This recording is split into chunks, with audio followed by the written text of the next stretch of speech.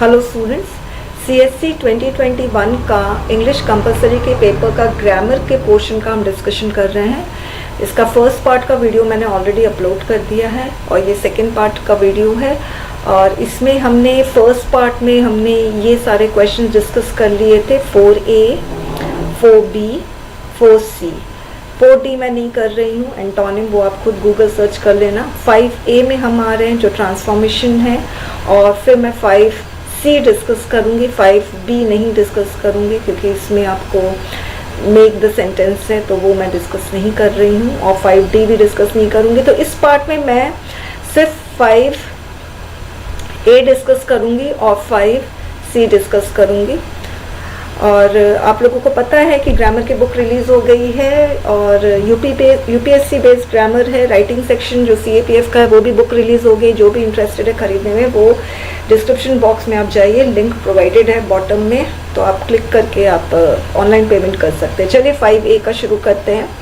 Read the following sentences as directed without changing the meaning. और इसमें एक और चीज़ बता दूं, अगर आपको फुल ग्रामर का कोर्स देखना है तो आप मेरे चैनल के प्लेलिस्ट में जाना, आपको CAPF कंप्लीट ग्रामर कोर्स इस तरह से दिखेगा 2022, तो वो आप वीडियोस देख सकते हैं। सारे के सारे वीडियोस अपलोडेड हैं और इनको मैं अगस्त में सारे वीडियोस को प्राइवेट कर दूंगी, इसीलिए आप अभी पूरा देख लीजिए। 5A का पहला, has anyone ever hypnotised you, change into passive voice. तो इसका एक्टिव से पैसिव वॉइस करने का एक प्रॉपर रूल है, तो वो रूल मैं आप लोगों को बता देती हूँ। जब भी आप एक्टिव से पैसिव वॉइस करते हैं तो पहली चीज़ आपको ध्यान रखनी है कि आप कभी भी टेंस चेंज नहीं करोगे। जब भी एक्टिव से पैसिव वॉइस करते हो या पैसिव से एक्टिव करते हो, do not change the tense. Then do not change the type of sentence. आप टाइप ऑफ सेंटेंस भी चेंज नहीं करते हो, यानी अगर कोई नेगेटिव सेंटेंस है तो आपको पैसिव वॉइस पे नेगेटिव करना पड़ेगा। एक्टिव वॉइस अगर इंटरोगेटिव सेंटेंस है तो पैसिव वॉइस पे इंटरोगेटिव सेंटेंस होगा। तीसरी चीज़ आपको ये देखना है कि आपको टेंस टाइम तो चेंज नहीं करना है। और तीसरी चीज़ है, पैसिव वॉइस में हमेशा वर्ब फॉर्म थर्ड यूज़ होता है। तो V1, V2, V3 होता है तो वर्ब फॉर्म थर्ड हमेशा यूज़ होता है, ये चीज़ भी आपको देखनी है। फोर्थ चीज़, पैसिव वॉइस में हमेशा ऑक्सिलरी वर्ब यूज़ होता है। Auxiliary verb, am is, was, were, has, had, do, does, will, ये सारे ऑक्सिलरी वर्ब है। फिर मोडाल्स ले लो, will, would, shall, should, can, could, may, might, must, तो ऑक्सिलरी वर्ब हमेशा यूज़ होते हैं। यानी पैसिव वॉइस में इस तरह का स्ट्रक्चर हमेशा बनता है, ऑक्सिलरी वर्ब प्लस V3, ठीक है। और जब भी आप एक्टिव से पैसिव वॉइस करते हो तो do not delete small small words, in the sense that कोई ए डिलीट कर देते हैं। अगर माई लिखा है, सच लिखा है, तो ऐसे वर्ड्स डिलीट कर देते हैं जो आपको नहीं डिलीट करना है, ठीक है। अब एक्टिव से पैसिव वॉइस करने के लिए सबसे पहला काम आप लोगों को जो करना है वो मैं आपको बता दूँ। Has anyone ever hypnotised you, तो ये सबसे पहले you need to identify whether the given sentence is in active voice और पैसिव वॉइस। तो ये आइडेंटिफाई करना बहुत ज़रूरी है कि कौन सा सेंटेंस एक्टिव वॉइस का है, कौन सा सेंटेंस पैसिव वॉइस का है। तो इसके लिए आप ध्यान रखना, टेंस आपको बहुत अच्छे से आना चाहिए।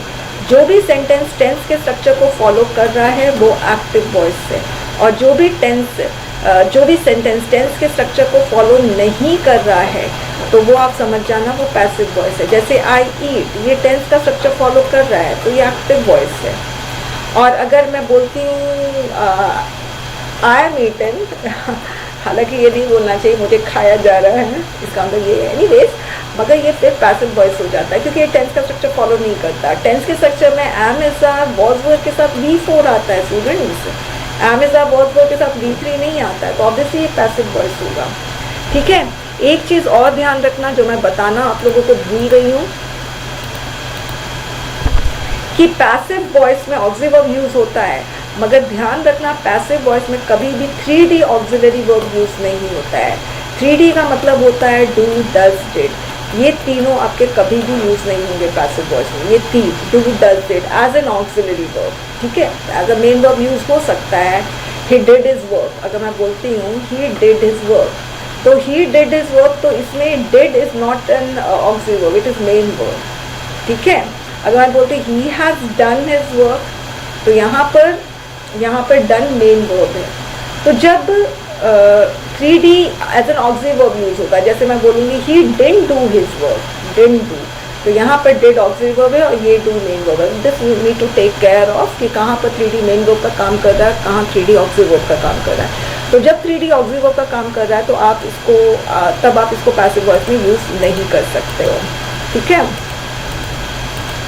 अब मैंने बोला कि एक्टिव वॉइस टेंस के स्ट्रक्चर को फॉलो करता है और पैसिव वॉइस टेंस के स्ट्रक्चर को फॉलो नहीं करता है, फाइन, ये चीज़ ध्यान रखना। तो अब हम देखते हैं कि इसमें लिखा है has anyone ever hypnotised you, तो हम इसी को देखते हैं। सबसे पहले मैंने बोला है कि इसमें लिखा हुआ चेंज इनटू पैसिव वॉइस, तो कभी कभी लिखता है चेंज वॉइस। अगर चेंज वॉइस है तो आपके फर्स्ट दिमाग में आना चाहिए ना एक्टिव वॉइस में चेंज करो कि पैसिव वॉइस में। ऑब्वियसली तब आपको पता होना चाहिए कि ये एक्टिव वॉइस है तभी पैसिव वॉइस में चेंज होगा, अगर ये पैसिव वॉइस है तो एक्टिव वॉइस में चेंज होगा। मगर ठीक है, यहाँ पर तो क्वेश्चन में डायरेक्टली दिया हुआ पैसिव वॉइस में चेंज करने। अब पैसिव वॉइस में हमेशा V3 यूज होता है, तो मैंने V3 लगा दिया। हिप्नोटाइज्ड का V3 हिप्नोटाइज्ड ही होता है, तो मैंने यहाँ पर V3 लगा दिया, कोई प्रॉब्लम नहीं है, ठीक है। उसके बाद मेरे पास यहाँ पर स्पेस बहुत अच्छा है, तो मैं यहाँ पर लिखूँगी तो बेटर रहेगा। तो यहाँ पर मैंने हिप्नोटाइज लगा दिया, ये मैंने V3 बना दिया, फाइन। अब उसके बाद पैसिव वॉइस हमेशा ऑक्सिलरी वर्ब लेता है, मगर 3D नहीं लेता, मगर ऑक्सिलरी वर्ब लेता है। और हम टेंस भी नहीं चेंज कर सकते, जब हम एक्टिव से पैसिव कर रहे हैं, पैसिव से एक्टिव कर रहे हैं, तो we can not change the tense. तो हैज़ ऑक्सिलरी वर्ब है और ये प्रेजेंट में है, तो मुझे हैज़ ही लेना पड़ेगा ऑक्सिलरी वर्ब और प्रेजेंट, क्योंकि हम टेंस और टाइम भी चेंज नहीं करते। जब भी हम एक्टिव वॉइस से पैसिव वॉइस करें, पैसिव वॉइस से active, do not change the tense, right. तो मैंने हैज़ का हैज़ लिख दिया, फाइन। अच्छा, अब उसके बाद अब हैज़ हिप्नोटाइज्ड, तो यहाँ पर भी हैज़ हिप्नोटाइज्ड है, फाइन। तो मुझे पैसिव वॉइस में एक और वर्ब ऐड करना पड़ेगा, वो है बीन, हैज़ बीन हिप्नोटाइज्ड। अब ये हुआ पैसिव वॉइस। तो जब भी आप एक्टिव से पैसिव करते हो ना, सबसे पहले वर्ब फॉर्म को चेंज कर लो, फिर कोई प्रॉब्लम नहीं होगी आपको। अब उसके बाद यू यहाँ है तो यू इधर कर दो, ये वाला यू इधर है ना, इसको सामने लेकर आ जाओ। और यहाँ पर एनीवन है तो बाय एनीवन लेकर आ जाओ। You has been hypnotised by anyone, अब थोड़ा बहुत चेंज लेकर आओ, यू अपने साथ हैज़ नहीं लेता, have, you have been hypnotised by anyone. अब इसमें भी एक प्रॉब्लम है, वो प्रॉब्लम ये है कि इसमें एवर भी है, तो मुझे एवर भी लगाना पड़ेगा, तो you have ever been hypnotised by anyone. दूसरी प्रॉब्लम है ये इंटरोगेटिव सेंटेंस है, जब भी एक्टिव से पैसिव करो, पैसिव से एक्टिव करो, टाइप ऑफ सेंटेंस चेंज नहीं कर सकते। तो ये इंटरोगेटिव, इसको भी इंटरोगेटिव करना है, तो इंटरोगेटिव करने के लिए क्या करना होगा, हैव को पहले लेकर आ जाओ, हैव यू एवर, हैव को बस इधर लेकर आ गए, हैव यू एवर, फिर been hypnotised by, hypnotised by anyone, फिर लिखने की जरूरत नहीं है, बाय एनीवन, बाय एवरीबडी या बाय एनीबडी ये सब नहीं लिखने की जरूरत पड़ती है। तो have you ever been hypnotised, ये इसका आंसर हो गया, वेरी सिंपल। तो आपको इसी तरह से करना चाहिए, जब भी एक्टिव से पैसिव करते हो सबसे पहले वर्ब फॉर्म चेंज कर लो, ठीक है। अब ये वाला क्वेश्चन है, जज said to the witness were you present at the scene of crime. अब इसमें लिखा है चेंज इनटू इनडायरेक्ट स्पीच, तो कभी कभी लिखता है चेंज द स्पीच, तो आपको पता होना चाहिए कि जो गिवन क्वेश्चन है वो इनडायरेक्ट है कि डायरेक्ट है। ऑब्वियसली जब भी आपको ऐसे डबल कोर्स दिखता है तो आप समझ जाओ वो डायरेक्ट स्पीच है और उसको इनडायरेक्ट में करना है। जब आपको नॉर्मल सा सेंटेंस दिखता है विदाउट एनी डबल कोर्स, तो वो डायरेक्ट इनडायरेक्ट स्पीच होता है। तो ऑब्वियसली डबल कोर्स है, तो ये वाला सेंटेंस आपका डायरेक्ट स्पीच में होगा और आपको इसको इनडायरेक्ट में चेंज करना है, फाइन। तो जब भी हम डायरेक्ट से इनडायरेक्ट स्पीच में चेंज करते हैं तो ऑलवेज रिमेंबर स्टूडेंट्स कि आपके पास आपको 3 कंपोनेंट्स में चेंज लेकर आने पड़ते हैं। पहला है रिपोर्टिंग वर्ब, नोट डाउन करते जाओ। हालांकि अगर आप प्लेलिस्ट में जाओगे, प्लेलिस्ट में CAPF grammar complete video course, तो उसमें आप देखोगे कि स्पीच का इंट्रोडक्टरी पार्ट है, तो उसमें मैंने ये चीज़ समझाई हुई है। तो जब भी आप डायरेक्ट से इनडायरेक्ट स्पीच करते हो, इनडायरेक्ट से डायरेक्ट स्पीच करते हो, तो आप 3 कंपोनेंट में चेंज लेकर आते हो, एक रिपोर्टिंग वर्ब में, एक कनेक्टर में और एक रिपोर्टिंग स्पीच में। 3 कंपोनेंट में चेंज लेकर आओगे। ये 3 कौन कौन से कंपोनेंट है मैं यहाँ पे बताऊँ आपको। जज सेड टू द विटनेस, ये जो पार्ट है ना, इसको हम लोग कहते हैं रिपोर्टिंग वर्ब। और फिर यहाँ पर जब आप इनडायरेक्ट स्पीच करोगे ये कॉमा हटेगा, ये डबल कोट्स हटेगा और ये क्वेश्चन मार्क हटेंगे और इसके बदले क्या आएगा, कनेक्टर। तो नेक्स्ट चेंज किस में लाओगे, कनेक्टर में लेकर आओगे। और तीसरा चेंज किस में आओगे, रिपोर्टिंग स्पीच। ये डबल कोट्स के अंदर जो भी है ना उसको हम लोग रिपोर्टिंग स्पीच कहते हैं। फाइन, अब इसको चेंज करना है आपको। तो हमेशा याद रखना रिपोर्टिंग वर्ब में जो टेंस होता है, जो नाउन या प्रोनाउन होता है उसको कभी चेंज नहीं करते हैं। हम 3 कंपोनेंट में चेंज लेकर आते हैं, मगर रिपोर्टिंग वर्ब में हम टेंस नहीं चेंज करते हैं, प्रोनाउन या नाउन नहीं चेंज करते हैं। ठीक है, तो सेट टू द विटनेस है तो आप चाहे टोल्ड लगाओ, मगर आप टोल्ड बोल सकते हो, मगर आप टेल्स नहीं बोल सकते, वो प्रेजेंट हो जाएगा। आप आस्क्ड ईडी लगा सकते हो, मगर आस्क नहीं लगा सकते हो क्योंकि वो प्रेजेंट हो जाएगा। विल आस्क नहीं लगा सकते हो, विल से नहीं लगा सकते हो। ठीक है, तो आप इसमें टेंस और प्रोनाउन कभी भी रिपोर्टिंग वर्ब का चेंज नहीं करोगे। तो इसमें सिंपल सा ऐसे होगा, द जज। अब वर यू प्रेजेंट, तो जज पूछ रहा है, क्वेश्चन कर रहा है ना, तो इसलिए आप आस्क्ड। आज के साथ कभी कोई प्रपोजिशन नहीं लगता है, तो क्या होगा, आज अ विटनेस, ऐसे हो जाएगा। अब उसके बाद कनेक्टर लेकर आते हो। जब क्वेश्चन पूछा जाता है ना स्टूडेंट्स, तो आप 3 कनेक्टर यूज करते हो। देखो यहाँ पे क्वेश्चन मार्क है ना, क्वेश्चन पूछ रहा है नहीं पूछ रहा है, it will be identified by the question mark. तो क्वेश्चन मार्क है यहाँ पर, तो क्वेश्चन मार्क जब रहता है तो कनेक्टर आपका या तो इफ यूज होता है, या तो वेदर, वेदर की स्पेलिंग देख लो, WHETHER, या आपका कोई क्वेश्चन वर्ड यूज होता है कनेक्टर। क्वेश्चन वर्ड कनेक्टर तभी यूज होगा जब यहाँ पर क्वेश्चन वर्ड होगा। जब यहाँ पे क्वेश्चन वर्ड नहीं है तो क्वेश्चन वर्ड कनेक्टर यूज नहीं होगा। ठीक है, यहाँ पे ऑक्सिलरी वर्ब से इंटरोगेटिव सेंटेंस बनाया है, तब आप या तो इफ यूज करो या तो वेदर। बेस्ट है इफ यूज करना। वेदर हम तब यूज करते हैं जब आपका और भी आता है, were you present at the crime scene, at the scene of crime और नॉट, और अगर आ गया ना तब वेदर यूज करना, अदरवाइज इफ यूज करो, इसका स्पेलिंग में भी गलती नहीं होगी आपकी। इफ, तो यानी हमने रिपोर्टिंग वर्ब में हम चेंज लेकर आ गए, मगर हमने टेंस और प्रोनाउन नहीं चेंज किया। उसके बाद हम कनेक्टर में चेंज लेकर आ गए। अब हम रिपोर्टिंग स्पीच में आते हैं। इफ कनेक्टर है, कनेक्टर के बाद, कंजंक्शन के बाद एक नया सेंटेंस शुरू होता है। नया सेंटेंस हमेशा सब्जेक्ट से शुरू होता है। सब्जेक्ट यू है, यू कौन है, विटनेस है ना, तो यहाँ पर ही होगा।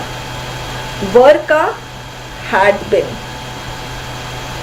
अब देखिए स्टूडेंट्स, आई एम प्रेजेंट, ये सिंपल प्रेजेंट हुआ। I was present, simple past. I have been present, present perfect. I had been present, past perfect. ठीक है, तो ये सिंपल पास्ट जो है ना, रूल कहता है कि सिंपल पास्ट जब होता है तो वो पास्ट परफेक्ट में बदलता है, तो ये पास्ट परफेक्ट है। He had been present at the scene of crime, और फिर at the scene of crime में लास्ट में फुल स्टॉप देना है, क्वेश्चन मार्क नहीं देना है। ठीक है, इनडायरेक्ट स्पीच में हमेशा लास्ट में फुल स्टॉप आता है। फाइन, चलिए हम आगे बढ़ते हैं। He does not love his daughter, he does not love his wife either. Join the sentence using neither nor. तो आप इस तरह से सेंटेंस लिख सकते हो, ही से शुरू करके। देखो लिखा हुआ नहीं है कि begin the sentence with neither or nor, begin नहीं लिखा है, join लिखा है, तो आप ही से शुरू कर सकते हो। अगर लिखा होता begin with neither तब थोड़ा अलग होता, वो भी मैं बता दूंगी। He neither,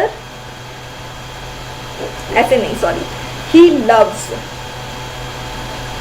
neither his daughter, daughter पहले आया तो मैंने डॉटर पहले लिख दिया। he neither loves his daughter nor his wife।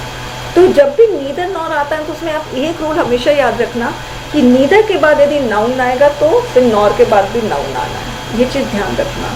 Okay, अगर सपोज मुझे neither से शुरू करना है तो फिर मुझे इस तरह से शुरू करना होगा। I am just looking for the space. यहाँ पर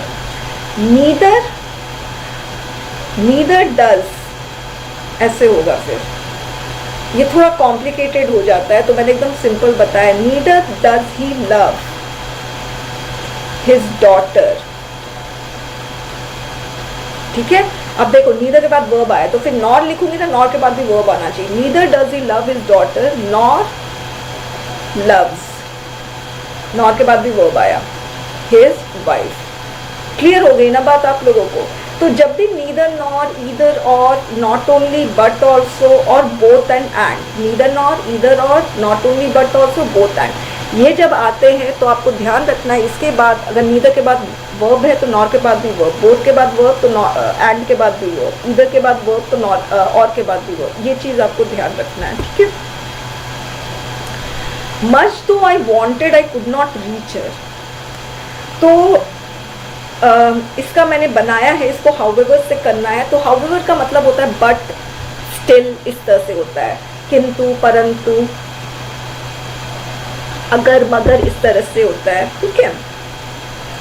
तो मैंने बनाया है इस तरह से, I wanted her much, sorry I wanted, मुझे नहीं पता ये एग्जैक्टली सही है कि नहीं, I wanted her much however, किंतु, परंतु, अगर, मगर, यही मतलब है। I could not reach her, I could not reach her, ये नेक्स्ट है as soon as the concert ended it began to rain, replace as soon as with hardly, तो रिप्लेस करना है। तो इसका साफ मतलब अगर एज सुन एज की जगह में हार्डली लिखना है, यानी सेंटेंस आपका हार्डली से शुरू हुआ, तो एक ऐसा रूल है कि अगर सेंटेंस हार्डली से शुरू हो, कोई भी negative word, hardly, scarcely, no sooner, neither, तो जब भी आपका सेंटेंस नेगेटिव वर्ड से शुरू होता है, जैसे नेवर, तो आपको शुरुआत, आपको फिर इन्वर्शन करना पड़ेगा। सब्जेक्ट और वर्ब करेक्ट ऑर्डर है, और उल्टा ऑर्डर क्या होगा, वर्ब एंड सब्जेक्ट, तो ये इन्वर्शन हो गया।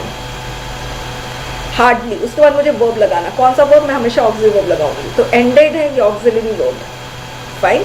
अब मुझे ऑक्सिलरी वर्ब चाहिए, मगर मुझे यहाँ पे कहीं पर भी ऑक्सिलरी वर्ब नहीं दिख रहा है, तो फिर मैं क्या करूँगी, मैं ऑक्सिलरी वर्ब, जब हमें ऑक्सिलरी वर्ब की ज़रूरत होती है और हमें ऑक्सिलरी वर्ब नहीं दिखता है, हमें नहीं मिलता है, ये मैंने हर एक वीडियो में बताया है, तो जब हमें ऑक्सिलरी वर्ब की ज़रूरत पड़ती है, हमें ऑक्सिलरी वर्ब नहीं मिलता है, तो हम 3D की मदद लेते हैं, डू, डज और डिड। अब यहाँ पर हम डिड की मदद लेंगे क्योंकि ये पास्ट है, तो मुझे पास्ट वाला वर्ब लेना पड़ेगा, डिड, और 3D अपने साथ या तो V1 लेगा या तो हैव लेगा, तो एंडेड का V1 क्या होगा, एंड, तो hardly did the concert and. तो जब भी हार्डली लगता है, स्कैर्सली लगता है या नो सूनर लगता है, तो रिमेंबर उनके साथ पेयर आता है, हार्डली और स्कैर्सली का पेयर वेन है और नो सूनर का पेयर दैन है, THAN, तो hardly did the concert end when, ये पेयर लगा दिया, when it began to rain, ठीक है। Next, as the bus to the airport was late we could not catch the plane, इसकी meaning जाननी बहुत ज़रूरी है। मतलब जो बस एयरपोर्ट के लिए जाती वो लेट हो गई, तो हम प्लेन को हम पकड़ नहीं पाए, हम प्लेन को बोर्ड नहीं कर पाए। तो अब शुरुआत करना, हैड द बस, देख लो लिखा हुआ बिगिन, तो आपको ऐसे लिखना है हैड द बस। अब यहाँ पर हैड का मतलब पता है क्या है, इफ, इसका मतलब है कि यदि बस, और फिर नॉट भी लगाना है, देखो कितना ट्रिकी है ये, यदि बस एयरपोर्ट के लिए लेट नहीं होती, यदि बस, हैड का मतलब इफ, यदि बस एयरपोर्ट के लिए लेट नहीं होती तो हम प्लेन पकड़ लेते, had the bus not being late, ये कंडीशनल सेंटेंस है, तो आप लोगों का अगर इसका बहुत डिटेल में जाना है तो आप मेरे YouTube वीडियोस में जाइए, प्लेलिस्ट में जाइए, 2020 CAPF ग्रामर वीडियोस है, उसमें कंडीशनल सेंटेंस में आइए, बहुत छोटा चैप्टर है, एक ही वीडियो है कंडीशनल सेंटेंस का, तो आप देख सकते हैं। Had the bus not been late, ठीक है, comma, we could have caught the plane, ऐसे होगा, ठीक है। तो इसमें बहुत स्टूडेंट्स रूल्स है, तो मैं सारे इसमें नहीं बता पाऊंगी। नेक्स्ट है, he was so nervous he could not perform well in the interview, use too, तो ऑब्वियसली सो के बदले टू लिखना है, तो he was too nervous, too, फिर ये perform well in the interview, ठीक है। I have never kept a pet as I don't enjoy their company, देखो इसमें थोड़ा ग्रामेटिकल मिस्टेक है, आप देखो अ पेट है तो देयर नहीं होना चाहिए था, इट्स होना चाहिए था। I have never kept a pet so as I don't enjoy its company, अगर यहाँ पे पेट्स होता ना तब होता देयर कंपनी। एनीवेज, तो इसका आंसर क्या होगा, since I do not enjoy, since से बिगिन, सिंस का मतलब बिकॉज होता है, तो since I do not enjoy the company, अब देखो अ पेट लिखा है तो आप अ पेट ही लिखोगे, enjoy the company of a pet, I do not keep it, I do not keep it, ऐसे हो सकता है। I do not keep, अब आपको दूसरी तरीके से लिखना तो आप ऐसे भी लिख सकते हो, I do not keep a pet, I do not keep a pet since I do not enjoy its company, I do not keep a pet since I do not enjoy its company। ठीक है, अब next है, थोड़ा सा ना Messi हो गया है, मैं ये वाला हटा देती हूँ ताकि हम लोग को ये क्वेश्चन बहुत अच्छे से नज़र आए। ये क्वेश्चन टैग है स्टूडेंट्स, और they will enjoy the programme add a question tag. तो क्वेश्चन टैग बहुत सिंपल होता है, ध्यान रखना स्टूडेंट्स, क्वेश्चन टैग में सिर्फ 3 कंपोनेंट होते हैं, पहला ऑक्सिलरी वर्ब, दूसरा प्रोनाउन और तीसरा क्वेश्चन मार्क, बस। हाँ, नॉट कभी होंगे कभी नहीं होंगे, मगर नॉट इस ऑक्सिलरी वर्ब के साथ अटैच रहते हैं, राइट। तो नॉट, देखो यहाँ पर विल है तो यहाँ पर विल लगा दो, यहाँ पे नॉट है, नहीं है, नॉट नहीं है तो यहाँ पर नॉट लगा दो, यहाँ पर प्रोनाउन कौन सा है, दे, तो यहाँ पर दे लगा दो।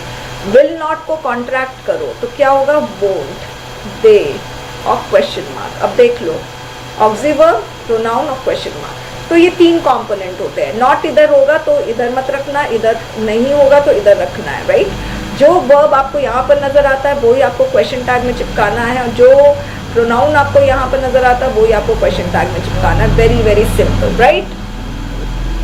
अब हम आगे बढ़ते हैं, इसको मैं कर दूं ताकि हमें नेक्स्ट दिखाई दे अच्छे से। नेक्स्ट है आपका, if you are not, sorry, if you are going out take an umbrella as it is cloudy today. तो इसमें होगा आपका, इट लिखा हुआ है बिगिन विथ इट बीइंग, तो ये पार्टिसिपल का है, आप लोग वीडियो देख लेना, बहुत इंटरेस्टिंग चैप्टर है। It being a cloudy today, it being a cloudy, नहीं होगा, sorry, it being cloudy today, it being cloudy today, take an umbrella, take an umbrella if you are going out, ऐसे कर लो, take an umbrella if you are going out, take an umbrella if you are going out, ऐसे लिखोगे। If you are going out take an umbrella मत करना है, take an umbrella यदि तुम बाहर जा रहे हो, ठीक है, इस तरह से करोगे। तो मैंने क्या किया, ये जो ना इस की जगह मैंने बीइंग लगा दिया, इट बीइंग, फाइन। लास्ट हम कर रहे हैं, ये जो है ये कंफ्यूजिंग वर्ड्स है, तो सीएससी बहुत, सीएससी में जो इंग्लिश कंपलसरी का आता है उसमें बहुत ज़्यादा कंफ्यूजिंग वर्ड्स पे क्वेश्चंस आते हैं। और अगर किसी के पास मेरी ग्रामर की बुक है तो आपको ये सारे वर्ड्स दिखेंगे, सिवाय ये वाला 5th वाला आपको ये नहीं दिखेगा, अदरवाइज 1st से लेकर 4th तक सारे वर्ड्स हैं। और इसका एक्सप्लेनेशन भी आपको ना यूट्यूब के वीडियो में मिल जाएगा, जो मैं आपको बार बार बता रही हूँ, प्लेलिस्ट है CAPF grammar complete video course, right. अच्छा, the man had a guilty conscience, conscience का मतलब होता है अंतरात्मा, तो अंतरात्मा उसको दोषी ठहरा रही है, और कॉन्शियस का मतलब होता है होश में आना या होश में रहना। जैसे मैं बोलती हूँ बहुत बार, कॉन्शियसली ट्राई करो अपनी राइटिंग को ठीक करने की, यानी बहुत एफर्ट्स लगाओ, ठीक है। आई यूज माई डिस्क्रिशन, डिस्क्रिशन का मतलब होता है दिमाग लगाना, डिसीजन करना, और डिस्क्रिमिनेशन का मतलब बायसनेस होना, जैसे कास्ट डिस्क्रिमिनेशन होता है, वो वाली चीज़ है।